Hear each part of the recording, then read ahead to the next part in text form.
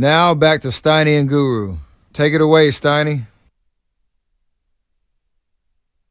Oh, I'm coming at Amick today. Sam's the man. Let's welcome in Sam Amick, the Athletic. I'm going to assume he will be at Golden One Center tomorrow for the Warriors-Kings game. He just wrote a story in the Athletic on the Warriors and their chances. What's up, my man? How you doing, Sam? Great to talk to you. Steiny and Guru, great to be with you. Steiny, you got my Dukes up now, like on my way. Yeah. I'm just waiting for one national big boy to finally say it. They're done. The Warriors are done. Let's go. Don't fall for it, Sam. I know. I got to admit, I wrote what I wrote today, and I feel good about the analysis. I'm a sucker for context, and so it was kind of a good excuse to remind the fans and the readers, like, man, years and years of history of this organization navigating crisis pretty well. So I write it, and I think that they still could be dangerous. And then, I did kind of admittedly wake up this morning and think to myself, like, well, I haven't actually seen Andrew on a basketball court in a long time. So, like, that matters. Like, so we'll see. But the idea that they're whole again, I'm going to give a hat tip to the champs and say that they got some juice left. I mean, what they did coming back against New Orleans, I know the Denver game was a bad one, taking care of OKC in the fourth quarter. You see some of the swagger, the defense is getting better. And I still, regardless of what comes next, I don't know how you guys feel, but I just still can't believe, I was in the press conference in October when everybody's addressing the Draymond Jordan Poole incident. And back then, you're thinking, oh, boy, these guys are toast. Like, you can't come back from this.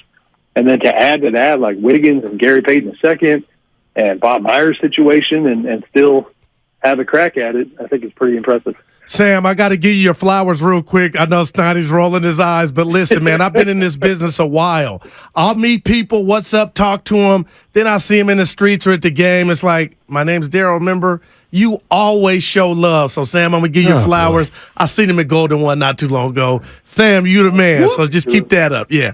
I got to go here. I need your thoughts on Jordan Poole. Sam, last year was incredible. I've come in here and told Steiny, my God, he could start on other teams. Yeah, they might lose, but he would get his numbers. And then this year, Sam, I said, you know what? He's falling down. He's in dress shoes. Like he's in Stacey Adams. What's going on? But he's on a run, and he's important. Talk to us about what Sam Amick thinks of Jordan Poole and how big he needs to be for the Warriors to make some noise. Yeah, Guru, it's funny you mention him because, recently I like what I see. And, in that OKC game, which I went to in person, I walked out of there going, that one spin move through the lane late in the game, it should, from sheer entertainment value, right. I even told my wife or somebody, I was like, man, I kind of want this young man, kid, whatever, to be really good for a long time because he's so fun to watch. But it kind of did, I think I lost sight of how much he struggled at times this year. That three-point percentage is down around 33, I believe, down from last season.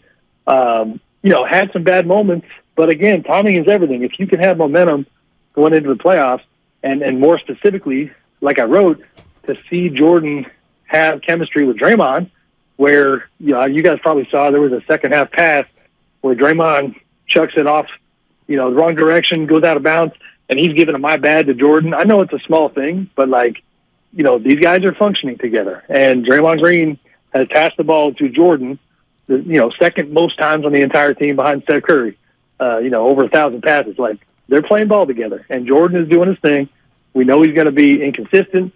I know on your sister's show they had quite the debate on Willard and Dibbs about should he close, should he not. I saw some of that fun that they were getting into. But recently, it looks like Jordan is kind of earning his stripes again. Sam Amick of The Athletic joining us on 95.7 The Game.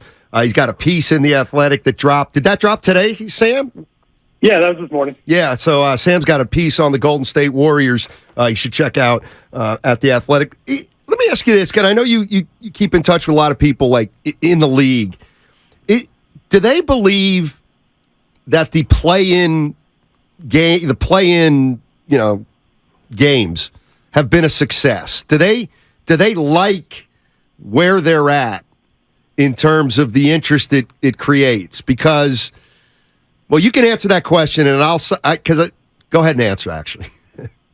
Yeah, I think so. Most of what I run into is, for the league's purposes, you're talking at the very tip top, Olympic Tower in New York. Yeah. They're happy because you have engaged fan base. I guess what I'm asking is there any school of thought that the play-in games have become part of the reason that the regular season is devalued? Because with 10 or 11 teams guaranteed to be having a shot at it, I almost feel like teams can kick the can down the road until the last 8 or 10 games and then say, all right, well, let's try to win 7 of 11 here to get, you know what I mean? I do. I feel like this season, though, would kind of serve as, pushback or evidence against that concern because, for one, personally, I love how there's layers to it now. You've got the race to 6th that the Warriors are in where, okay, you're not necessarily that concerned about being completely left out of the party, but, you're about to have one of the worst tables in the room, so to speak, and so you're fighting to get to 6th. And then if you're the Dallas Mavericks and you're playing the Sacramento Kings late in the season and you're in 11th, then you got a sense of desperation. I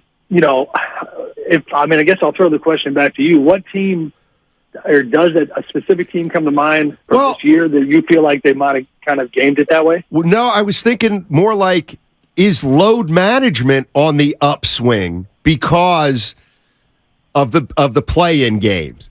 Knowing you got a little more wiggle room. More cushion. Yeah. Yeah. I hear you. The Clippers come to mind because they're the load management, spokesman or kind of poster boys. I could see that, but that's a dangerous game to play because, especially with how tight it is this year, there's two sides to it. Yeah. I think I'm on the side of liking it a lot because, you just engagement with fan bases. There's just nothing worse than all these different fan bases. And in some years it'd be, half the league almost where they stopped paying attention in January. Mm-hmm. That's what they didn't want. And now, you're talking about last 3-4 weeks, you got kind of must-see TV. You got to watch and see what's going on. These games at the back end have, I think, a much greater value. Sam, I told Steiny, and I was around St. Jean last weekend, and all he was talking about was a possible matchup with Sac and the Warriors. I think Northern California needs it when you think of the history. It's never happened. I want it. But when I watch the Kings, Sam, I know they're a great story, and I know they're the 3rd seed, and I know, defensively they can be improved. But what's your gut tell you about if it's not the Warriors, what they do? Can they take that into the offs? My favorite part, Guru, about that team is I honestly don't know the answer. Right. I think it's it's a coin flip. I thought about this last night because you can't make sense of their identity, their consistency. They're playing 500 basketball the last 10 games, but it's not an awful 500. You don't want to be 500 this time of year if you're a 3 seed, but they drop a terrible game to San Antonio that I was at. Watch that happen. You're thinking, oh Lord, they're getting cold at the wrong time. Then they have no problems with a New Orleans team that had won 7 out of 8, and you see that offense kind of do what it does, and they're on their way. Then a Mavericks game last night where just not enough stops. That's their problem all year long. I'm curious to see because I know the playoffs are, where the defense matters more than ever. Playoffs are where experience matters more than ever. They don't have that, either one of those categories. They don't check those boxes, but they're pretty damn explosive. And I actually, to me, they're going to get a couple games. If they get a couple breaks, I could see them being dangerous. And the fun part, I think a lot of locals probably disagree. I'm of the mind that, if you're a Kings fan, this whole thing has already been a success. You know what I mean? You broke the playoff streak. Don't get greedy and think that they got to get out the first round. But I think they're capable, and I think they're dangerous, and I think they have, not a lot of pressure on them. Sam Amick joining us on 95.7 The Game. Man, I really want to get into this game tomorrow. I also want to say, okay, let me ask you about this playoff experience thing for the Kings, because, upon closer scrutiny, it's not that Kings players don't have playoff experience, is that they don't have playoff experience together, right? I mean, they got Barnes, Sabonis has been to the postseason. I guess Herter was in the Eastern Conference Finals for Atlanta. Is it possible that aspect could be a little bit overblown? Yeah, I think so. That's fair, especially if you add in, to be honest, as somebody who's, I think I can confidently publicly state that I'll be voting for Mike Brown for Coach of the Year, that, like, you have a coaching staff where if you equate it to having a good teacher for your kids in school, like, this teacher is getting these students really well prepared for the playoffs. Mike Brown and his messaging for quite some time, most of the back end of, the second half of the season, has been talking points about, well, this is how it's going to be in the playoffs, and you guys had a bad night at the office tonight. You do that in the playoffs, you're cooked, and really holding their feet to the fire when it comes to not just thinking that getting into the playoffs is good enough. It's one thing if the fans and the media might frame it that way. Mike Brown and his staff are not. And that, that kind of messaging can be heard from De'Aaron Fox on down when they talk about the postseason. So I think their minds are going to be in a decent place. That New Orleans game, if they were going to bottle up the right way to do it and kind of see where their ceiling is, that's probably the recent game for me because they defended. But, yeah, I think the experience thing is probably overblown.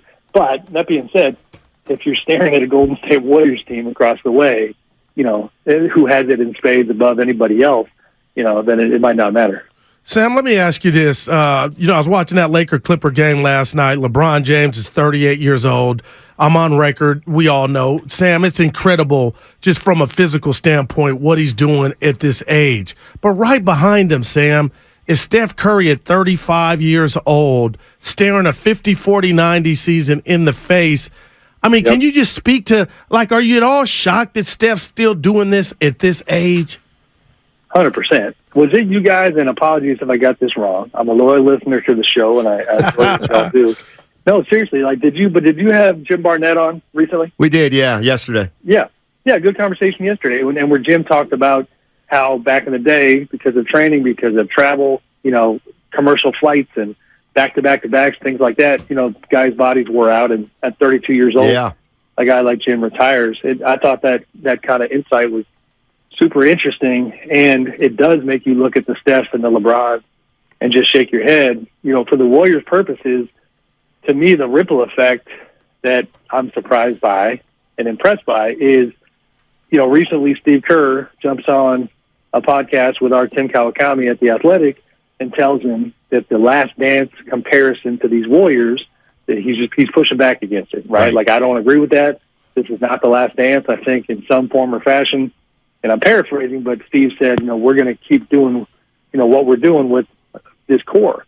And that is not possible if Steph Curry is not out there as a 35-year-old playing what you could call MVP caliber basketball. And, that's the engine that drives it. That's the thing that is going to shape Joe Lacob's decisions in the summer, I think.